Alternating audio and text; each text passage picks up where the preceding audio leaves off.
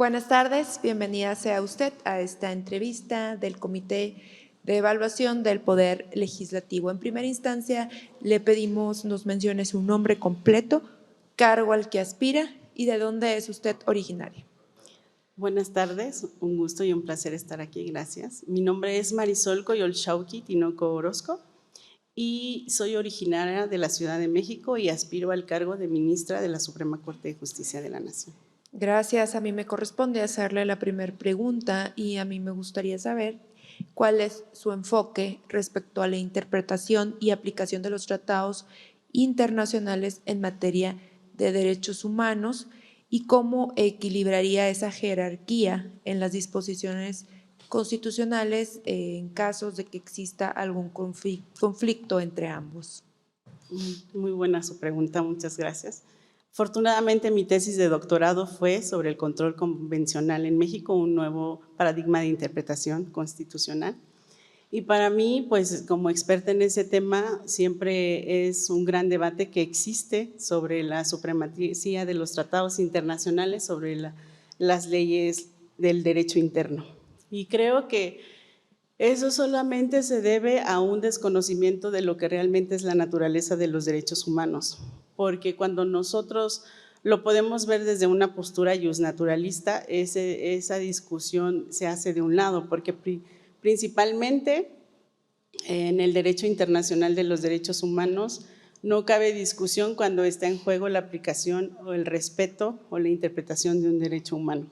Y desde mi punto de vista, sería simplemente encontrar ese diálogo jurisprudencial o ese diálogo que debe de existir entre el derecho interno y el derecho internacional de los derechos humanos, en donde como nuestra Constitución lo consagra de manera maravillosa con el principio pro persona y la interpretación conforme, pues cuando tú eres verdadero intérprete de la ley y sobre todo del derecho internacional de los derechos humanos y sobre todo con el bloque de constitucionalidad que nos da nuestra hermosa Constitución, pues tenemos como intérpretes del derecho esa tarea de ser artesanos. Yo siempre lo explico así, el ser un intérprete de la ley es ser un artesano, en donde tú tienes que saber de dónde tienes que tomar los hilos necesarios para hacer ese tejido que tú necesitas.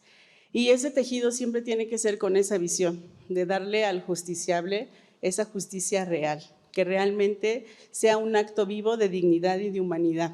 Y creo que ahí el intérprete tiene que tener esa capacidad de que realmente si conoces las normas, tomes los principios y los valores que consagran esa norma, porque a veces si nos vamos a la literalidad, esa interpretación es muy escasa o muy limitada.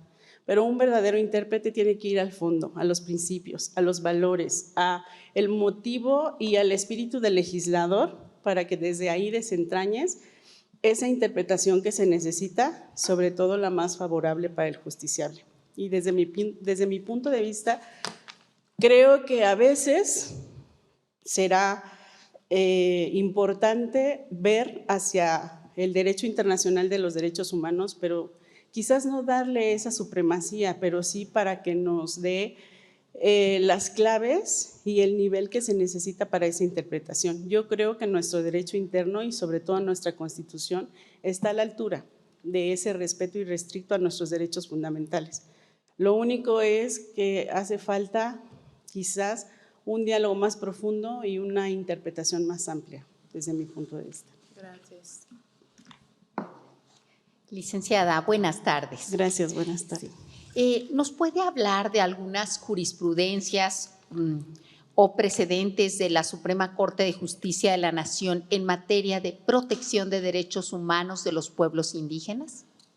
Bueno, cuando yo estuve elaborando en la Suprema Corte me tocó mucho, sobre todo, trabajar en las jurisprudencias que hablan en el respeto irrestricto a la cosmovisión de los pueblos indígenas. Me tocó un caso muy emblemático de Chiapas, también de algunas comunidades en Sonora, y en donde justamente ahí ha nacido ese diálogo al interior de la Corte, en donde en la Constitución está consagrado ese principio que nosotros tenemos que respetar la autonomía de los pueblos indígenas. pero desafortunadamente a veces en la aplicación del derecho interno y sobre todo en las dinámicas sociales que se llegan a dar, en este caso específico fue por la tenencia de la tierra de unas comunidades indígenas en el estado de Chiapas, en donde tenían conflicto con el municipio porque el ayuntamiento había establecido sus oficinas en parte del territorio comunitario de ese pueblo indígena y después fue como un acuerdo de comodato de nosotros como pueblo indígena te lo prestamos para que tú asientes tus oficinas, pero con el tiempo hubo diversos conflictos y ahí es donde ya el pueblo indígena reclamaba la tenencia de esa tierra, ¿no?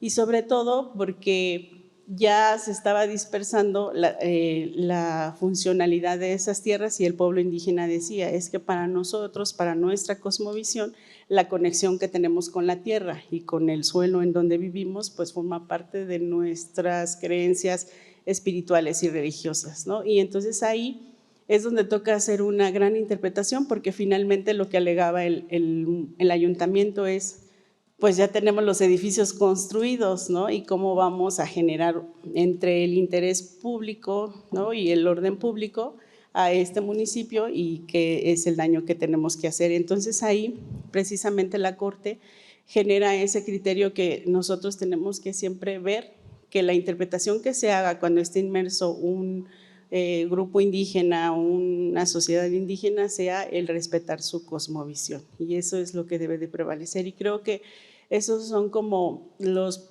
criterios más relevantes que ha hecho la Corte y que a nivel internacional también han sido muy marcados, de que ese nuevo concepto de respetar la cosmovisión, que finalmente tiene que ver incluso en la forma en la que se organizan, en la forma en la que se vinculan con los elementos, con la tierra, con el agua, con los árboles, con la misma naturaleza, los animales también son determinantes en la forma en la que ellos se constituyen. Entonces, pues en mi experiencia ese es lo más relevante que yo puedo ver, ¿no? En materia de criterios de derechos indígenas. Muchas gracias por su respuesta. Gracias. Abogada, buenas tardes. Buenas tardes. En materia de acciones de inconstitucionalidad y controversias constitucionales, desde la óptica de la plena jurisdicción de la Corte, ¿cómo se resuelve la tensión entre vicios, su opinión, solo su opinión, entre vicios del procedimiento legislativo y el fondo de una reforma legal o constitucional sujeta a la jurisdicción del máximo tribunal? Bueno, aquí tenemos que partir que dentro del control constitucional, el sistema que México adopta es un control concentrado con tintes de control difuso. ¿Esto qué quiere decir? Que la interpretación de los principios constitucionales es exclusivamente de la Suprema Corte y eso es lo que pone ahí en ese equilibrio de los pesos y contrapesos que debe de haber entre los órganos del Estado, que es el Poder Ejecutivo, Legislativo y Judicial, pues le da esa facultad exclusiva a la Suprema Corte, ¿no? Entonces, obviamente, desde los principios constitucionales, la Suprema Corte es la que tiene la capacidad y sobre todo la delegación de esas funciones, al respecto y restricto de esos principios constitucionales, analizar las normas que hace el legislativo.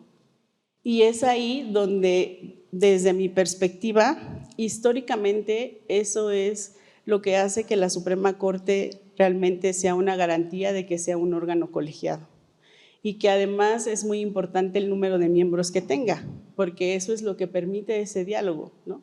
Desafortunadamente en el sistema, o afortunadamente, pues solamente la historia lo puede decir, pero la Suprema Corte es la que tiene la facultad exclusiva de hacer ese control constitucional de las normas que emite el Poder Legislativo. Y desde ese lugar solo queda confiar en que realmente su conformación sea de personas comprometidas y expertas en la interpretación constitucional al nivel que este país se merece. Y desde ese lugar, pues sí, es la facultad exclusiva de la Suprema Corte y tiene, a la luz de los principios constitucionales, y en este caso, conforme está constituida la Constitución, también en el derecho internacional de los derechos humanos, hacer ese análisis de las acciones de constitucionalidad y de las controversias constitucionales que llegaran a surgir.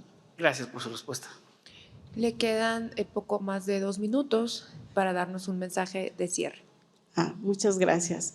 Pues yo comparezco ante ustedes con todo el profundo respeto y compromiso, sabiendo el momento histórico por el que estamos pasando, y para mí es grato formar parte de esta historia. Aspiro a servir a este país, a mi México hermoso, desde la Suprema Corte de Justicia, siendo ministra de la Suprema Corte, porque amo y soy apasionada de la justicia, creyendo que la justicia no solo es un motor de transformación a nivel de la sociedad, sino que también es una herramienta que tiene el derecho para dignificarnos y para también ayudarnos a que esta humanidad crezca hacia la paz y el bien común. Me he preparado durante toda mi vida en materia constitucional, soy experta en control constitucional y control convencional, soy doctorante con examen de candidatura aprobado, especialista en Derecho Constitucional y Controversias. También soy docente de la Facultad de Derecho de la UNAM, en donde he tenido la oportunidad de apoyar a muchas generaciones y sobre todo crearles esta cultura de que como operadores jurídicos seamos verdaderos intérpretes de la ley para buscar eso, el bien, la paz y sobre todo esa justicia real que nos permita que cada día, cada ser humano se pueda respirar esa dignidad que nos merecemos y que estos nuevos retos que la sociedad tiene de poder tener esta nueva legislación en materia de derechos digitales, en los retos que tenemos en los derechos climáticos, también en las diversidades humanas que estamos viviendo, que la Suprema Corte pueda comprometerse a avanzar hacia allá y poder hacer esta construcción y estos cambios que México necesita. Que esa interpretación y ese diálogo sea al nivel que los mexicanos se merecen. Muchas gracias. A nombre del Comité de Evaluación del Poder Legislativo, le damos las gracias por su tiempo, por sus comentarios, sus aportaciones y le pedimos esté atenta a cualquier notificación vía correo electrónico. Muchísimas gracias. Muchas gracias.